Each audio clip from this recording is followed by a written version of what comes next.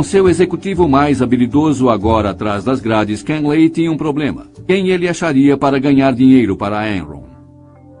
Todos os anos, todos os dias, as semanas, temos que ter novas ideias. Um homem com uma grande ideia.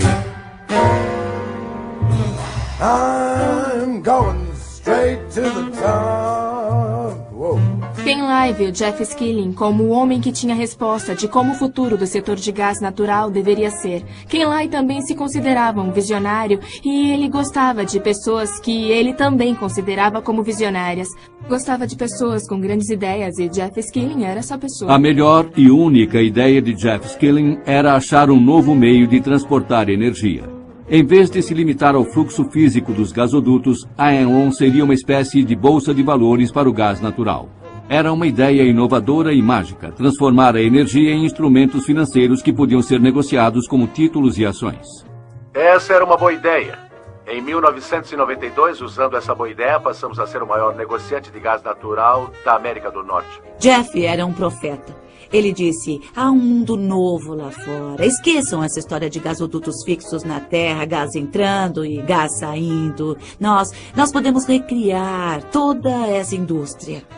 Amanda Martin, uma advogada da Vinson & Elkins, foi uma das primeiras executivas contratadas por Jeff Skilling e se tornou parte de seu círculo íntimo.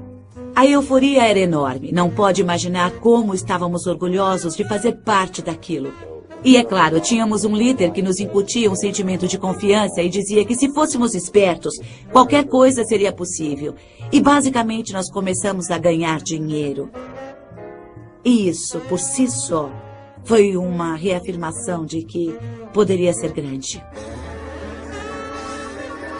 Skilling viu a oportunidade de construir uma nova empresa e começar o negócio do zero. Mas ele tinha uma condição específica que tinha que ser aceita antes dele entrar para a Enron. Era poder usar um método de contabilidade denominado marcação a mercado.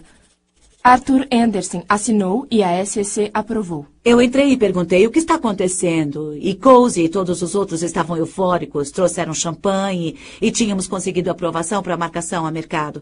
E eu sempre penso em quão nítida a minha memória é daquele acontecimento. E aquele foi o início de um dos grandes motivos da queda da Enron.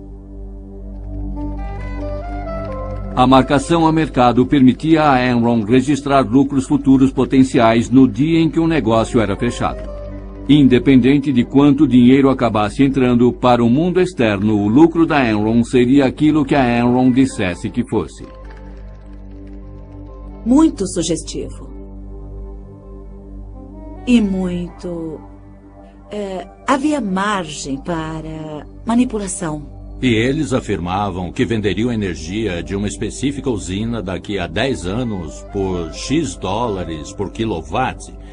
E não havia como provar que eles poderiam fazê-lo. Oi. Olá, Reg, como vai? Finalmente. Prazer em vê-la. O prazer é meu, Todd. Sentem-se. Trabalhamos muito nisso e levantamos todos os dados. Veja o que conseguimos. Produção, fizemos 20 milhões no ano passado. Acho que faremos 120 milhões de dólares esse ano. Compra e venda foram 10 milhões no ano passado. Acho que faremos a 64 este ano. Esta é a chave. Mudaremos da contabilidade de marcação a mercado para uma coisa que chamo de VFH. Contabilidade de valor futuro hipotético. Puxa! Se fizermos isso, poderemos adicionar $1 zilhão ao balanço final. Nossa, Jeff! Mas isso é fantástico!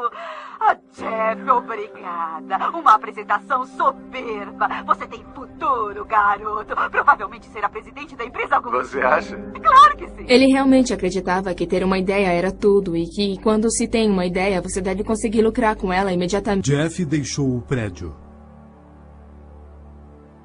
Um dia após a renúncia de Skilling, Sharon Watkins mandou uma carta para Ken Lay. Começaremos com a senhora Watkins. Eu sou Sharon Watkins. Poderia identificar seu advogado para o comitê? Sim, meu advogado é o Sr. Philip Hilder.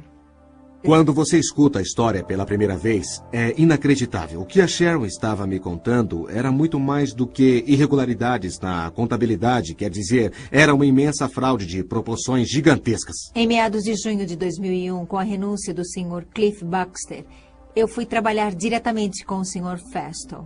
Sem nenhuma dúvida, é o crime corporativo do século. Fiquei muito alarmada com a informação que estava recebendo. O que Sharon Watkins descobriu começou a expor as parcerias complexas de Festool. O Andy me colocou como responsável de uma lista de ativos e havia uma dúzia de ativos que haviam sido garantidos com uma das entidades de Andy, a Raptors, e eu estava trabalhando com uma planilha e os números simplesmente não batiam. Não faziam nenhum sentido para mim. Não há muito espaço para criatividade na contabilidade e eu não acreditava que Arthur Anderson tinha assinado aquilo. Eu não acreditava que tantas pessoas estavam envolvidas naquilo. Por trás das parcerias de Festool havia enormes garantias das ações da Enron. Festool havia apostado no futuro da Enron. Com a Sharon, eu estava interessada em escrever sobre um denunciante. As pessoas não apreciam o que ela fez e a coragem que ela precisou para fazê-lo naquela empresa. Andy Festool não teria colocado suas mãos no pote de biscoitos da Enron sem uma aprovação explícita ou implícita do Sr. Skilling. Eu não consigo entender que motivos ela teria para sugerir que eu sabia de alguma coisa. Quer dizer, como ela poderia afirmar isso? E eu não acho que seja inconsistente se houvesse coisas das quais eu não saberia se alguém propositadamente não quisesse que eu soubesse. Eu me sentia como uma voz solitária dentro da Enron dizendo: cometemos fraudes terríveis. Aí o mundo desabou. E em 6 semanas a Enron estava totalmente fora de controle.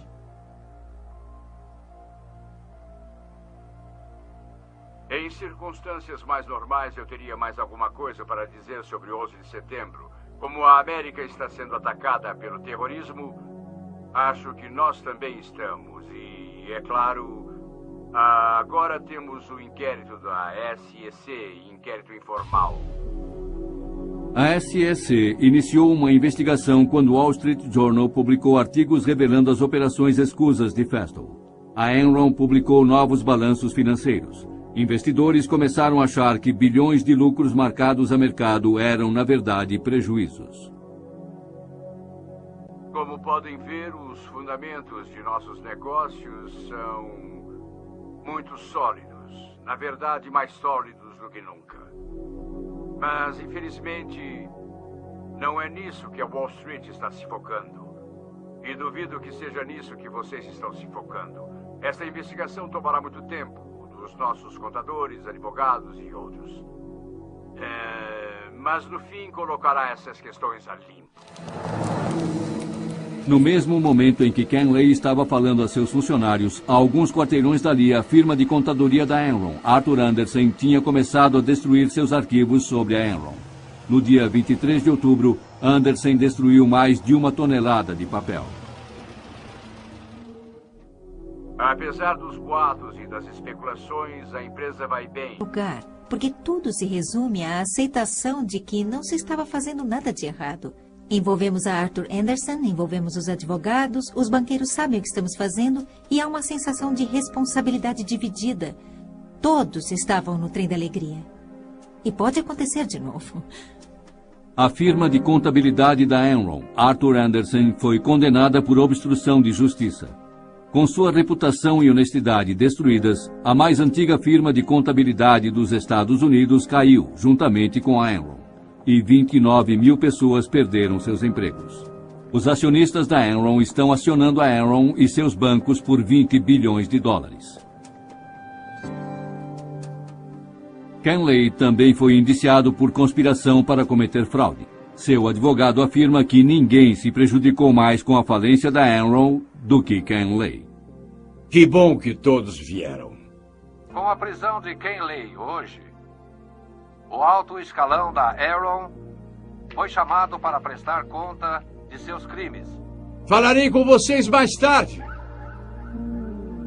Quando pensamos sobre o caso da Enron, vemos tantas possibilidades porque, como tudo que acaba muito mal, não havia começado mal. Começou com muitas pessoas que pensavam que estavam mudando o mundo e, com o passar do tempo, tornaram-se vítimas de sua própria arrogância, de sua própria ganância. E é como se víssemos tanta promessa e possibilidades e olhássemos tudo num espelho e víssemos o lado oposto refletindo de volta sobre nós mesmos. Acho que a maior lição foi o que a Enron pedia de seus funcionários, que é pergunte por quê. E, sabe, eu não me perguntei por quê, o quanto eu deveria, não perguntei por quê aos meus gerentes, não perguntei por quê aos meus colegas.